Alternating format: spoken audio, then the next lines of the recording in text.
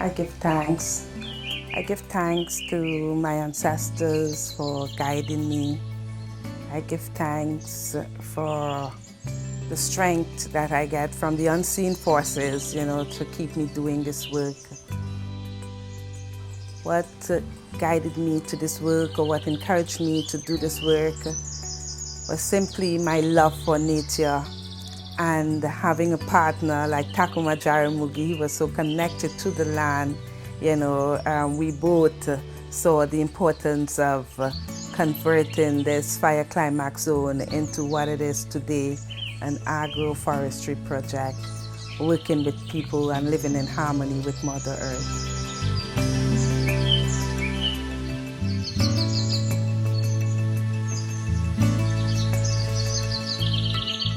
Coming from South Trinidad, and at that time, the people, my relatives, had more respect for the land because it was the elders, and they were totally connected to the forest, seeing everything as valuable and sacred. And leaving South Trinidad and coming to Port of Spain, and first thing I wanted to do was get to the river, and Akilah and I would go to the river often. But come dry season, I noticed it was a tradition of fires, fires like I've never seen before. You would see fires burning for days.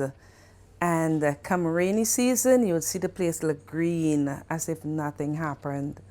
But the green cover was just grass, and way up to the ridge top was fern. So it was looking like, yes, there's a nice cover, but not a cover of trees, it was just of grass. And here at Fonsuman, it was razor grass, cocoa palm, and bamboo.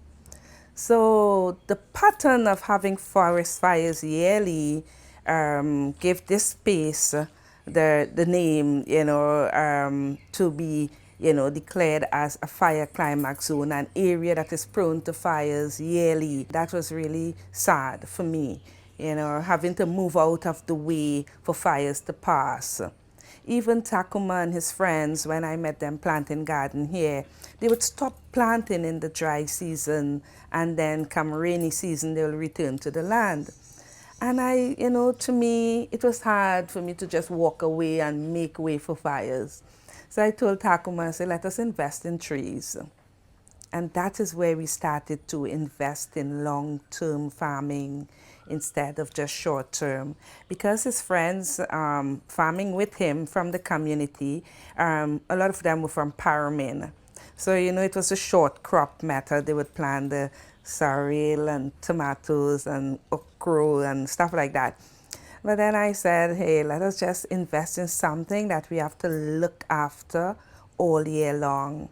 And that was the beginning of the reforestation activity, bringing in long-term farming instead of just short-term, having something to protect more than just the grass and so on. And yeah, bit by bit, we slowly, started, breaking the pattern. So no longer was the forestry division and the fire services coming here or just waiting, deeming the areas the hot spot and waiting to fight fires. But there was a team now who started to, reverse the pattern, started to work with the community and, just get people involved to change that name, Fire Climax, into agroforestry.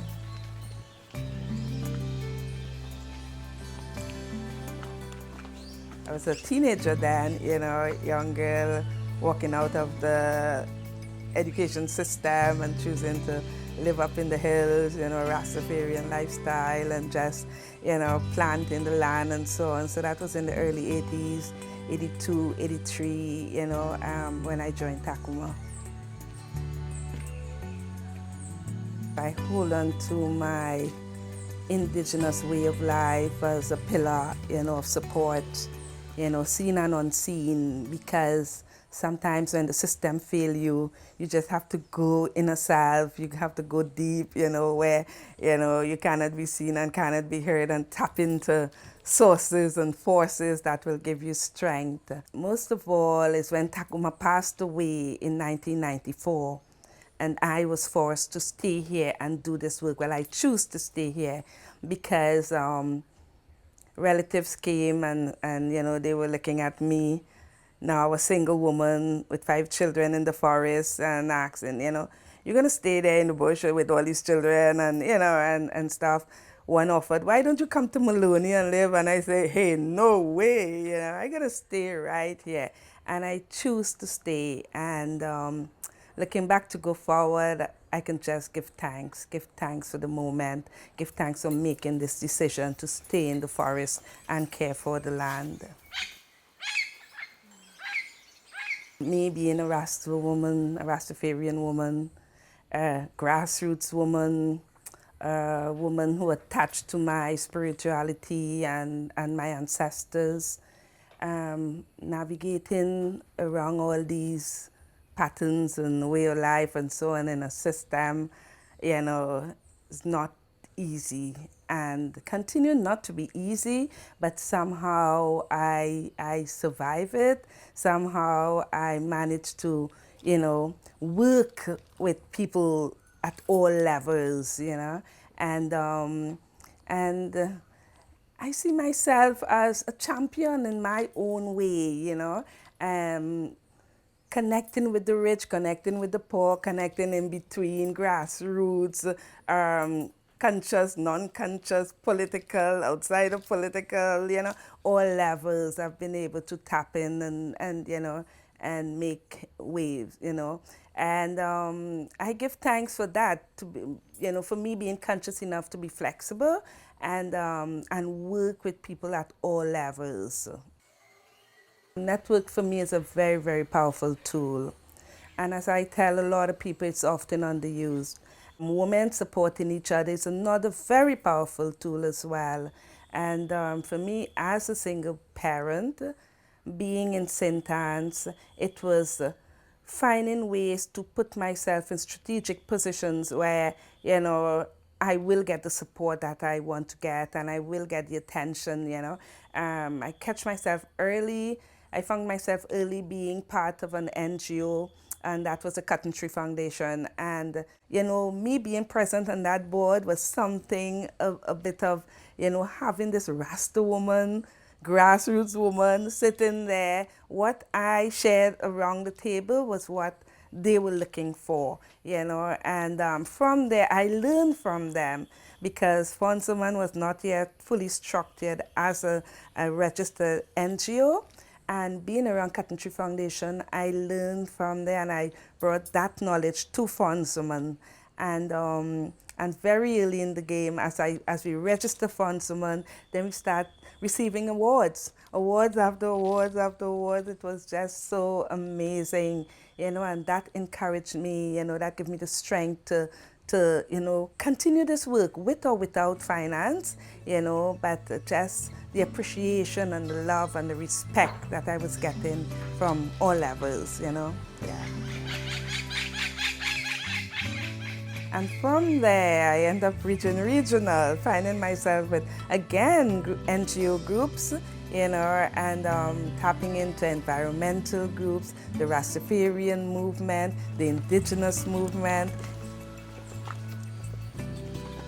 After Takma died in '94, I went to Barbados to meet with the Rastafarian brothers and sisters. We had an international conference there in the region, in Barbados, and that was really good. And then following that, my craft took me all over the Caribbean, to Barbados, to Grenada, St. Lucia, St. Vincent, Tortola. I formed an NGO in Tortola, Caribbean Artisan Network, and we were just bringing grassroots groups together, selling craft and moving all over, you know, and so that was really good. And so through the craft, my Akilah's jewelry, that helped me to move around the Caribbean, also find artisans, especially women around the Caribbean, get them to come on board to start talking about sustainable livelihoods and how they can, you know, survive and support their families and so on, you know, and also I was encouraging them to use natural material. So by caring for the environment, then you can have these material to use. So most of the times when I set up my booth, wherever I go, it was a little bit of environment, a little bit of entrepreneurship, you know, a little bit of culture. So I used to give them a little piece of each. And in there, being exposed to a wide audience, you would find someone from environment would say, hey, I need to talk to you. Or, you know, someone from culture would say, hey, I need to talk to you. So with that now, it helped me now to, you know, address a lot of, you know, multi-groups and so on as I move along. Our connection with the University of the West Indies too, because very, very early, the sociology department, you know, our own professor, right, in St. Anne's here, Professor Cambridge, she came up with her students. And then from there, we got the buy-in from the Institute of Gender and Development Studies. And that relationship just kept growing and growing and growing. And then the Commonwealth Foundation came in, and in 2017, I went with some of your colleagues from UE and other NGOs around the Caribbean. Well, it was global, to the Civicus gathering in Fiji. And that is where I shared my story about fundament and women taking charge and so on. And then we went and planted mangroves and stuff, and we were talking all the, you know, how climate resilient species and so on. And I was just sharing what I do and what I know here at Fundament. And, you know, it was just so wonderful.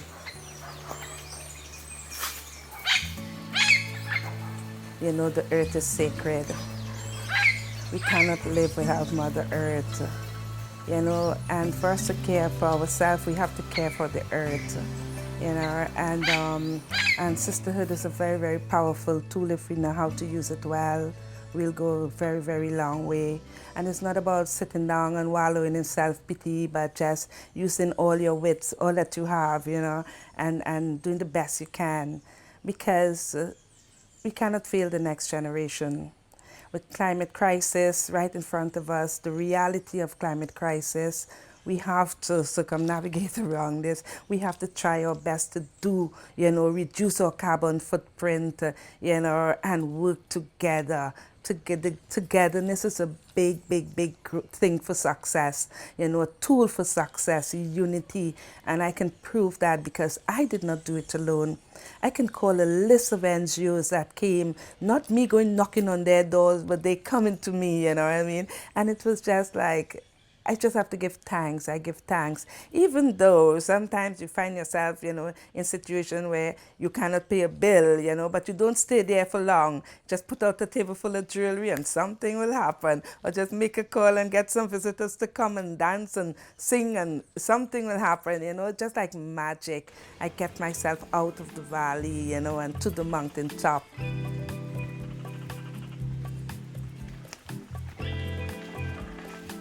I am hopeful. I am hopeful as long as we as human beings change our pattern, reverse action, you know, the way we treat the earth, the way we extract resources from Mother Earth, the way we make decisions when it comes to our natural environment.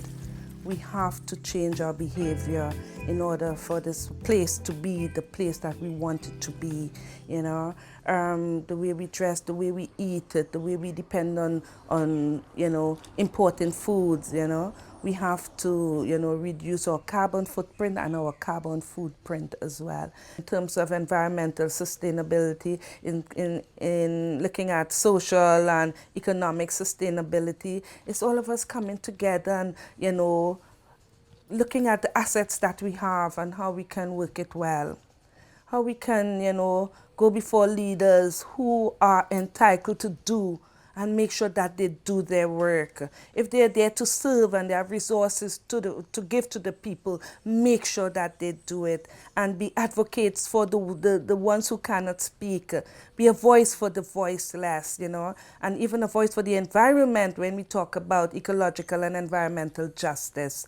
But make sure that the leaders who are assigned to do, make sure that they do what they have to do, because it is so imbalanced, you know. The rich just see about themselves and the poor, they are left to just be another victim waiting on the system. And, you know, it's just, no, we have to get out of that part, yeah.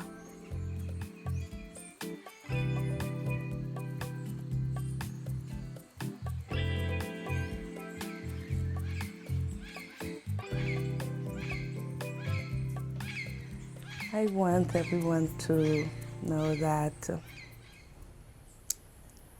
we are responsible.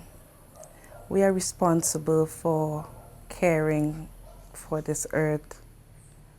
Every action we make should be one that we can say thanks to the ancestors, thanks to the Creator, you know, and the children can look on and say thanks to us for making those decisions.